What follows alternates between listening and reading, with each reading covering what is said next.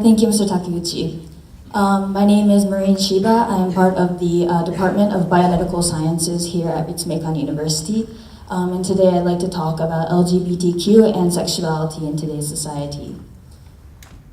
So first, LGBTQ is often represented by a rainbow flag, and it represents sexual minorities of different sexualities in our society, and it stands for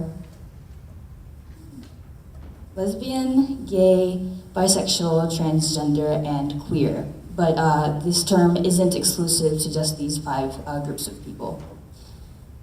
And sexuality is a complex concept, but it can be divided into four different components. The first is gender identity, and there's also gender expression, sexual orientation, and sex assigned at birth. And as you can see on this slide, each component of sexuality has a spectrum, and you can lie anywhere along this spectrum to define what your sexuality is. However, in society, it's commonly thought that sexuality is limited to two different types, male or female. But this isn't quite true because somebody can lie in between these two extremes. And in Japan, it's said that in every 13 people, one person is LGBTQ, which adds up to 9.8 million people being LGBTQ in our country alone. However, these people aren't protected by the law in our country, so they can be refused a home, refused a job, and discriminated just for their sexuality. And if you take a look at the world, there are many countries that are LGBTQ friendly and provide protection for these people, and they have equal rights and opportunities. But at the same time, there are several countries that punish people for being LGBTQ by imprisoning them or even giving them the death penalty.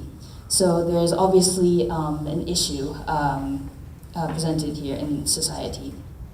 So the important question that we need to ask then is what's being done to help.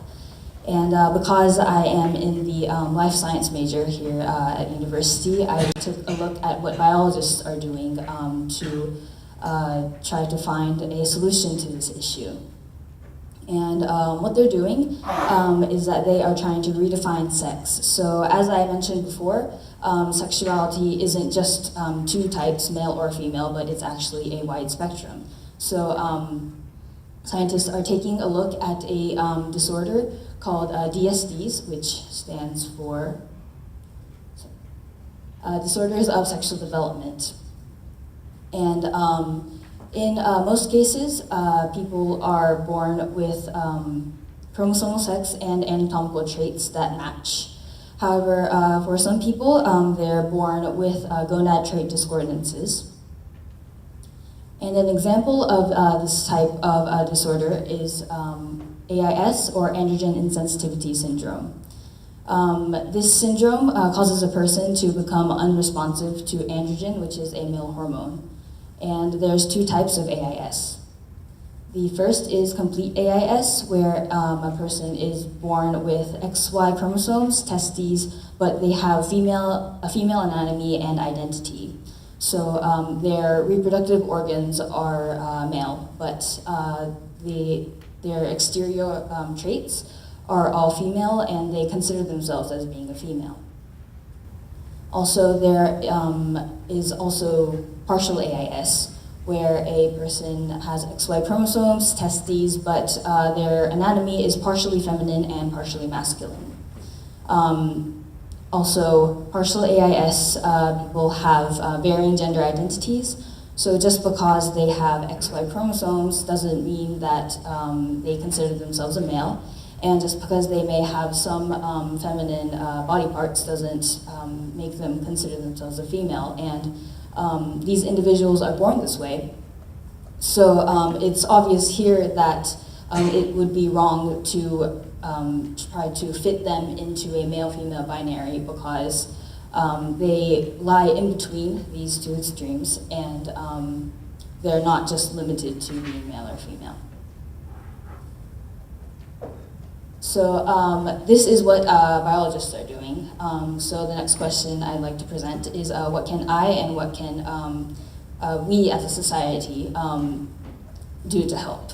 And these points are learn about the community, understand their needs, and take action and spread the word. In Japan, there's many TV personalities like Matsuko Deluxe or like Kaba-chan, and they're very fabulous, and you can see them on TV a lot, but people may think that LGBTQ people are only in TV and they're not really around us in society. But the reality is, like I mentioned before, there's 9.8 million LGBTQ people in the world, so they're all normal people living their lives just like everybody else. So it's important for us to respect who they are and understand that they should be given equal rights and opportunities just like everybody else. I'd like to thank our guests for coming here today, and thank you all for your attention.